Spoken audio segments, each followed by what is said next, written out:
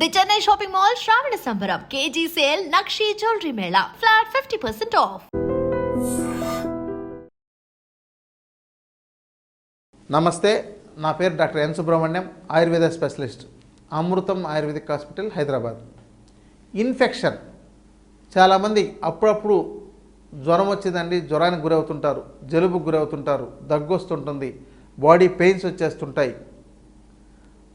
ఒక్కొక్కసారి బడలిగ్గా ఉందండి, నేను యాక్టివ్గా ఉండలేకపోతున్నాను, లేకపోతే నీరసం ఉంటుంది, ఇలాంటివి అంటున్నారంటే మీ శరీరంలో ఎక్కడైనా ఇన్ఫెక్షన్ తయారైందేమో చూడండి. ఈ ఇన్ఫెక్షన్ని ఎలా గుర్తించాలి? ఈ లక్షణాలే ప్రధానంగా. సరే ఇలా కాదండి, మాకు టెస్ట్ చేసుకుంటామంటే మీరు వెళ్ళి సిఆర్పి లెవెల్స్, ఈఎస్ఆర్ లెవెల్స్, అలాగే యాంటీసీసీపీలు ఇలాంటివన్నీ కూడా ఉన్నాయి. అంటే హెచ్బి అంటే హిమోగ్లోబిన్ మొత్తం ప్రొఫైల్ అంతా మొత్తం మీరు చెక్ చేయించారనుకోండి, అప్పుడు మీకు దాంతో తెలుస్తుంది మీ బ్లడ్ తగ్గిపోయిందా, మీ పస్సెల్స్ పెరిగి ఉన్నాయా, ఈఎస్ఆర్ లెవెల్స్ పెరిగిందా, ఇలాంటివన్నీ తెలుస్తాయి. ఇవేంటంటే వైద్యుల పర్యవేక్షణలో చేసుకోవాల్సినవి.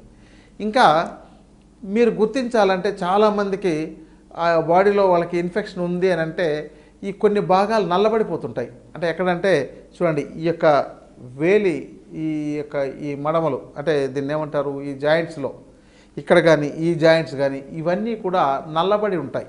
అక్కడ ఇవన్నీ నల్లగా ఉంటాయి. ఈ మనకు మొత్తం శరీరం ఏ రంగుతో ఉందో ఆ రంగుతో ఉండదు. ఇవి డాక్టర్లు మాత్రమే చూసుకొని చెప్పేవండి. ఇవి సీక్రెట్గా చెప్పేవి, మీకు అందరికీ అంత ఓపెన్గా చెప్పరు. కానీ ఇక్కడ అప్పుడప్పుడు మీకు కొన్ని ఓపెన్ చేసి చెప్తున్నాం. అందుకని మిమ్మల్ని మీరు గుర్తించుకోవడానికి, మీకు మీ బాడీలో ఇన్ఫెక్షన్ ఉందా లేదా తెలుసుకోవాలంటే ముందు ఈ భాగాలు చూడండి. దీంతో మీకు ఈ జాయింట్స్ అన్నీ కూడా నల్లబడి ఉన్నాయంటే వీళ్ళకి ఇన్ఫెక్షన్ తప్పనిసరిగా ఉందని అర్థం. తర్వాత కంటి చుట్టూ నల్లటి చారలు వచ్చేస్తుంటాయి. ఇది కూడా ఒక గుర్తించడానికి ఒక మార్గం అండి. తర్వాత మీ ఫేస్లో అక్కడక్కడ మచ్చలుగా ఉంటాయి.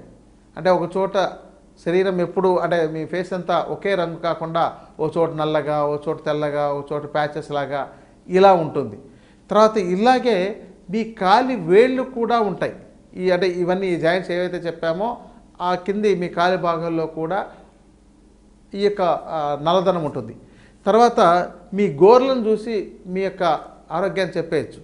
మీ గోర్లలో రకరకాల రంగులు మారిపోయి, సన్నబడిపోయి, విరిగిపోతున్నట్లున్నట్లయితే దాన్ని బట్టి కూడా మీలో కాల్షియం తక్కువ ఉందా లేదా, మీలో ధాతువులు సక్రమంగా ఉన్నాయా లేదా. ఇప్పుడు మనకు ఆయుర్వేద శాస్త్రంలో సప్తధాతువులు అని చెప్తారు. అంటే రసము, రక్తము, మాంసము, మేధ, అస్థి, మజ్జ, వీర్యం. ఈ సప్తధాతువులు సక్రమంగా ఉంటే మీ గోర్లు చాలా ఆకర్షణీయంగా, అద్భుతంగా, గట్టిగా ఒకే రంగులో ఉంటాయి. అవి సరిగా లేదంటే అవి కూడా రంగులు మారిపోయి ఉంటాయి. ఇవన్నీ డాక్టర్ దగ్గరికి వెళ్ళగానే గుర్తించడం. అలాగే నాడీ విధానము, నాలుకను పరిశీలించడము, కంటిని పరిశీలించడము, కంటి కింద ఇది ఇలా తీసి చూడడము, ఇలాంటివన్నీ ప్రత్యక్ష ప్రమాణాలు. అంటే వాటిని చూసి గుర్తించడం. ఇప్పుడు చాలామంది మా దగ్గరకు వచ్చే వాళ్ళు చూస్తుంటే చాలామందికి ఇన్ఫెక్షన్ ఉంటుంది. ఈ యొక్క జాయింట్స్ అంతా నల్లబడి ఉంటాయి. వాళ్ళని ఏదైనా అడుగుతుంటే అప్పుడప్పుడు జ్వరం వస్తుంటుందండి, లేకపోతే వాళ్ళకు నొప్పులు వస్తుంటాయి, జాయింట్స్లో పెయిన్స్ వస్తుంటుంది, లేదంటే బాడీలో అక్కడక్కడ పెయిన్స్ వస్తుంటుంది, ఒక్కోసారి ఒక్కో చోట పెయిన్ వస్తుంటుంది. ఇవన్నీ కూడా మన బాడీలో పేరుకున్న మలినాలని, ఇన్ఫెక్షన్ని తెలియజేస్తుంది. మరి దీన్ని ఎలా తొలగించుకోవాలి? ఇది అంత తేలికైంది కాదండి. మీరు వైద్యుల పర్యవేక్షణలో తగిన చికిత్సలు తీసుకుంటూ మందులు వాడితేనే అది ఒక 6 నెలల పైన కూడా పట్టవచ్చు. కొంతమందికి 2-3 నెలల్లోనే పట్టవచ్చు.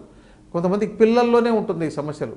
అందుకని వాళ్ళకి అస్తమాను, దగ్గు, జలుబు, జ్వరాలు, బలహీనతలు, నీరసంగా ఉండడం, బడలికి ఉండడం, ఏదో ఒక సమస్యకు గురవుతుంటారు, చెప్తుంటారు.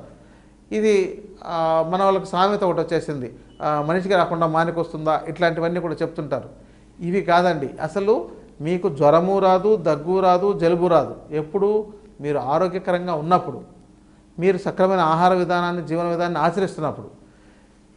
ఇవి ఆచరించకుండా మీ శరీరంలో మలినాలన్నీ కూడా పేరుకొని పోయి ఇవన్నీ కూడా మొత్తం రంగులు మారిపోయే పరిస్థితిలో మీరు ఉన్నారు అని అంటే మీలో చాలా యొక్క దోషాలు చాలా పెరిగినాయని అర్థం. ఆ దోషాలని మీకు మీరుగా పరిష్కరించుకోవడం కష్టం. చాలామంది అది మురికి అనుకుంటారు. దాన్ని వేసి ఇంకా నారబెట్టి సబ్బు పెట్టి ఇంక ఇప్పుడే మేము ఎప్పుడైతే ఇప్పుడు చెప్పామో ఈ పాయింట్ చూసుకోగానే కొంతమంది ఇది కాదు నాకు అన్నీ బాగున్నాయి అందుకని బాగా పెట్టి సబ్బు పెట్టి బాగా తోమితే మొత్తం పోతుంది అని చెప్పి అనుకుంటారు. అది కూడా సాధ్యం కాయినప్పుడు మాత్రమే డాక్టర్ దగ్గరికి రండి. ఎందుకంటే వాళ్ళ యొక్క అభిప్రాయాలు వాళ్ళకు ఉంటుంటాయి కాబట్టి. ఇదండి మనకు బాడీలో ఇన్ఫెక్షన్ ఉంది అని తెలియజేయడానికి మనకుండే కనపడే లక్షణాలు. దీంతో మీకు దగ్గు, జలుబు, జ్వరాలు, రొంప, బలహీనతలు, యాక్టివ్గా లేకపోవడం, నడిస్తే ఆయాసం రావడం ఇలాంటివి ఏవైనా సమస్యలు వస్తున్నాయంటే మీ యొక్క ఇన్ఫెక్షన్ తొలగించుకుంటే మీకు ఎలాంటి సమస్యలు రాకుండా ఉంటాయి. ఇంకా మలబద్ధకం సమస్య వస్తుంది, గ్యాస్ ట్రబుల్ వస్తుంది, అజీర్ణం సమస్య ఉంటుంది ఈ ఇన్ఫెక్షన్ ఉన్నప్పుడు. ఆ తర్వాత మీకు మరిన్ని రోగాలు ఇంకా దీని తర్వాత మీకు ఎదురయ్యేవి ఏంటంటే మధుమేహం కావచ్చు, లేదా బీపీ కావచ్చు, అస్తమా కావచ్చు, థైరాయిడ్ కావచ్చు, ఇలాంటివి ఎదురవుతూ వస్తాయి. ఇక అప్పుడు వాటి వైపు వదిలేస్తారు, అంటే వాటి వైపే వెళ్తుంటారు. ఇంకా ఇది అసలు ఈ ప్రాబ్లం ఏంటి అనే దాన్ని కూడా చూడకుండా వదిలేస్తుంటారు. మీకు బాగా గమనించాలంటే మీరు ఎవరినైనా ఇది నిజమా కాదా అని గమనించాలి, తెలుసుకోవాలనుకుంటే రుమటాయిడ్ ఆర్థరైటిస్ అంటే ఆమవాతం అంటారు. ఈ సమస్యతో బాధపడుతుండే వాళ్ళని మీరు ఒకసారి గమనించండి. ఎవరైతే జాయింట్స్ పెయిన్స్ ఉంటుంది అని అంటున్నారో అప్పుడు వాళ్ళ యొక్క ఇవన్నీ జాయింట్స్ చూడండి, వాళ్ళకి ఇవన్నీ కూడా నల్లగా మా రంగు అంటే ఇక్కడున్న రంగు తేడా ఉంటుంది. ఇది మీరు తాత్కాలికంగా ఇట్లాంటివి చాలా ఉన్నాయండి. ఇవన్నీ కూడా ఓపెన్గా చెప్పేవి కావు, నేను ఇంతకాలము కూడా చెప్పలేదు. ఇప్పుడు కొంతమందిని పరిశీలించడం, వాళ్ళకి చెప్పినా నమ్మకపోవడం ఇలాంటివి ఉన్నాయి. కాబట్టి ఇలాంటి వాళ్ళు వెళ్ళి మీరు బ్లడ్ టెస్టులు చేసుకుంటే అప్పుడు మీకు తెలుస్తుంది. అంటే ఫ్యాటీ లివర్ ఉందనో, మీ లివర్లో సమ్ ప్రాబ్లమ్స్ ఉందనో, లేదా లివర్ ఎంజైమ్స్ తేడా ఉందనో, లేదా ఈఎస్ఆర్ లెవెల్స్ పెరిగిందనో, పస్ సెల్స్ పెరిగినాయనో, ఎపిథెలియల్ సెల్స్ పెరిగినాయని మీ టెస్టులు చేసుకున్నట్లయితే మీకు అప్పుడు అర్థమవుతుంది. కాబట్టి ఇది ఒక చాలా అద్భుతమైన ఇన్ఫర్మేషన్. నేను కొంత షార్ట్గా మీకు ఈ విషయాన్ని చెప్పాను. ఇది మీరు అర్థం చేసుకొని తర్వాత మీ ఆరోగ్యాన్ని కాపాడుకోవడానికి మీరు ప్రయత్నం చేయాల్సిన విధానము. అలాగే ఇంతే కాకుండా ఇంకా చెప్పాలంటే మీ చర్మం కూడా ఆకర్షణీయత కోల్పోయి ఉంటుంది. మీ కాళ్ళు, మీ శరీరంలోని భాగాలన్నీ కూడా చూసినా కూడా అది ఆకర్షణ కోల్పోయి డల్గా అంటే పేలవంగా తయారైంది అంటుంటారు, పేలుగా అయింది అని చెప్పి అంటుంటారు కదా, అలా అయి ఉంటుంది. ఇది ఈ ఒక ఇన్ఫెక్షన్ ఉండే సందర్భంలో మనకు కనపడే ఒక ఇండికేషన్. దీన్ని గుర్తించి ఇవి తొలగించుకునేదాకా మీరు సరైన చికిత్సా విధానం తీసుకుంటేనే ఇతర రోగాలకు గురి కాకుండా కాపాడుకోగలుగుతారు. లేని పక్షంలో ఒకటి మిమ్మల్ని మీకు వ్యాధులు అనేవి చుట్టుముట్టేస్తాయి. కాబట్టి ఈ యొక్క ఇన్ఫర్మేషన్ మీరు అర్థం చేసుకొని మిమ్మల్ని మీరు పరిశీలించుకొని వాటిని ఎలా తొలగించుకోవాలో మీరే కొంత ప్లాన్ చేసుకొని ఆరోగ్యాన్ని పొందండి. చాలామందికి చాలా రకాల రోగాలు ఇబ్బంది పెడుతున్నాయి. ఒక్కోసారి కడుపులో నొప్పి అంటారు, ఇంకోసారి కాలు నొప్పి అంటారు, ఒకసారి వెయిట్ పెరిగిపోయామంటారు, కొంతమందికి జుట్టు రాలుతోందంటారు, జుట్టు తెల్లబడిపోతుందంటారు. ఇలా రకరకాలవన్నీ ఉన్నాయి కదా. వీటిలో కొన్ని జుట్టు తెల్లబడిపోయినా పెద్ద నష్టం లేదు, కానీ వాళ్ళ యొక్క నడక కానీ, వాళ్ళ జీవన విధానం కానీ, వాళ్ళకి ఆహారం సక్రమంగా జీర్ణం కాకపోవడం కానీ, విరేచనం సరిగా కాకపోవడం కానీ, లేకపోతే శరీరం దుర్వాసన వస్తుండడం కానీ, యాక్టివ్గా లేకపోవడం, చాలా బద్ధకంగా ఉండడం, ఇలాంటి సమస్యలన్నీ ఉన్నాయి అంటే వాళ్ళ శరీరంలో మృతకణజాలం పేరుకునుందని అర్థం. ఆ మృతకణజాలాన్ని ఆయుర్వేదంలో శోధన చికిత్స అనే విధానంతో దీన్ని ముందు మీరు తొలగించుకుంటే అప్పుడు మీకు మంచి మందులు ఏవైనా ఇస్తే పనిచేస్తాయి. లేకపోతే మీకు అద్భుతమైన మందులు ఇచ్చినా, అది బంగారంతో చేసినా, వజ్రాలతో చేసినా కూడా ఆ మందులు పనిచేయలేవు. అందుకని ఈ విధానాన్ని ఆయుర్వేద శాస్త్రంలో పంచకర్మ చికిత్స అని చెప్తూ, ఆ పంచకర్మ చికిత్సలో శోధన చికిత్స, శమన చికిత్స అంటే ముందు లోపలున్న దోషాలన్నింటినీ తొలగించడం, తర్వాత ఏవైతే చెడిపోయిన ఆర్గాన్స్ ఉన్నాయో వాటిని బాగు చేయడం, అంటే వాటికి క్వాలిటీ ఆఫ్ సెల్స్ని, క్వాంటిటీ ఆఫ్ సెల్స్ని ఇంప్రూవ్ చేయడం. ఈ యొక్క విధానాన్ని చేయడం ద్వారా మంచి ఆరోగ్యవంతులు అవుతారు. అయితే ఇది అందరికీ అందుబాటులో ఉండవు. ఎందుకంటే ఎక్కడో గ్రామీణ ప్రాంతాల్లో ఉండేవాళ్ళు కానీ మాకు చేసుకోవడానికి లేదు, లేదంటే ఎక్కువ ఖర్చు అవుతుంది. ఈ పంచకర్మ చికిత్సలు అంటే ఈ పంచకర్మ ఉన్న హాస్పిటల్స్లోనే స్టే చేసి చేయించుకోవాల్సిన అవసరం ఉంటుంది. ఇంకోటి అంటే ఇక్కడ కూడా ఈ పంచకర్మల్లో చాలా విభాగాలు ఉన్నాయి. అంటే కేవలం నడుము నొప్పి వస్తుంటే అక్కడ మాత్రమే చికిత్స చేయొచ్చు, మెడ నొప్పి మాత్రమే వస్తుంటే అక్కడ మాత్రమే చికిత్స చేయొచ్చు, మోకాళ్ళ నొప్పి వస్తుంటే దానికి మాత్రమే చికిత్స చేయొచ్చు. ఇలా రకరకాలుగా ఉంటాయి. కాబట్టి మొత్తం శరీరాన్ని ఆరోగ్యకరంగా మార్చుకోవడానికి ఒక 35-40 సంవత్సరాల వయసు వస్తుండగానే రోగాల బారిన పడకుండా, ఆ రోగాలు మరింత ముదిరిపోకుండా, మీకు ఇప్పటికే ఏమైనా ఉన్నాయనుకోండి, అవన్నీ ఇంకా మరింత తీవ్రంగా కాకుండా, తర్వాత ఏంటంటే ఎలాగో 40 ఏళ్ళు వచ్చిన తర్వాత మాకు రోగాలు వస్తాయి, వాటికి మందులు వేసుకోవాలి, మందులతో సహజీవనం చేయాలి అనే భ్రమలో చాలామంది ఉండిపోతున్నారు. అసలు అలాంటి పరిస్థితికే వెళ్లకుండా మీరు ఈ శోధన చికిత్స చేసుకుంటే, అంటే మీ ఇంట్లోనే చేసుకోవచ్చు, కేవలం దానికి కొంత గైడెన్స్ అవసరం, కొన్ని రకాల ఔషధాలు లాంటివి అవసరం, వాటిని వైద్యుల పర్యవేక్షణలో తీసుకొని చేసుకోవడం ఉత్తమం అండి. ఆ విధానాన్ని ఎవరైనా ఇంట్రెస్టింగ్గా ఉంటే వాళ్ళకి చెప్పచ్చు, కానీ ఇది ఓపెన్గా ఇలా చేసుకోండి, మీరు ఇలా దీన్ని వేసుకోండి అని చెప్పడానికి అవ్వదు. ఎందుకంటే దానికి ఒక పద్ధతిని కనుక మనం మార్చినట్లయితే మీకు దుష్ఫలితాలు వచ్చే అవకాశాలు ఉంటాయి. దానివల్ల కొంతమంది ఇబ్బంది పడి, అమ్మ మేము అలా చేయడం వల్ల మాకు కొన్ని రకాల సమస్యలు వచ్చాయంటారు. ఎందుకంటే దీనికి వైద్యుల పర్యవేక్షణ అవసరం. కనీసం ఫోన్లో మాట్లాడడం, లేదంటే దాని గురించి ఎక్స్ప్లెయిన్ చేయడం, ఏ రోజు ఎలా తీసుకుంటే దాని ఫలితం వస్తుందో దానికి సంబంధించి మరుసటి రోజు ఎలా చేయాలి అని చెప్పడం, ఇలాంటివన్నీ అవసరం. లేదా మీకు అవకాశం ఉండి ఎక్కడైనా పంచకర్మ సెంటర్లో వెళ్ళిపోయి మీరు అక్కడే ఉండి చేయించుకోగలిగితే చేయించుకోవచ్చు. లేని పక్షంలో ఈ శోధన క్రమంలో 2 రకాల పద్ధతులు ఉంటాయి. దీంతో వమనం చేయించడం, విరేచనం చేయించడం.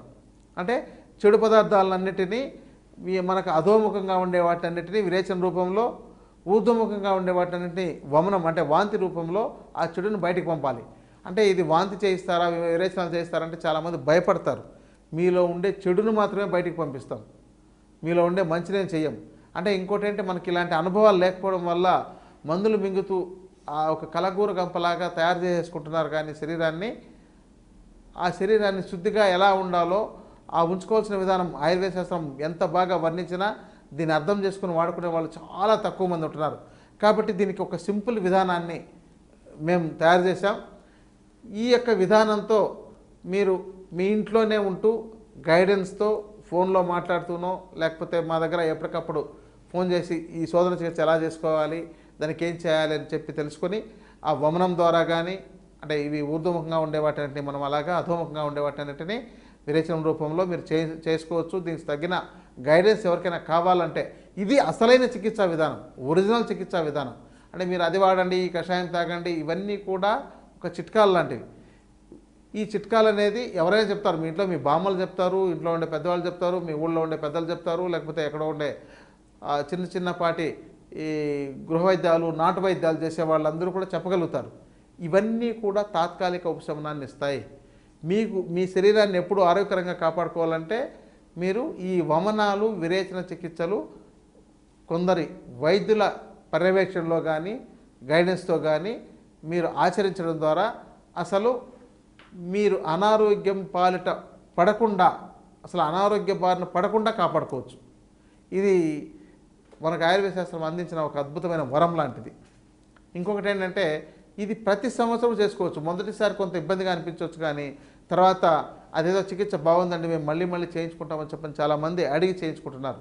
ఇలా చేసుకున్న తర్వాత మీరు మీ యొక్క ఇతర అనారోగ్య సమస్యలకు ఏదైనా ఉంటే మందులు వాడండి. మీరు రోగిగా కాకుండా నిరోగిగా జీవిస్తారు. ఇప్పుడు ఒక 40 దాటిందంటే రోగి అనే పేరు వచ్చేసింది. ఏదో షుగర్ కనో, బీపీ కనో, థైరాయిడ్ కనో, అస్తమా కనో, కీళ్ళ నొప్పుల కనో దేనికో దానికి మందులు వాడుతున్నారు.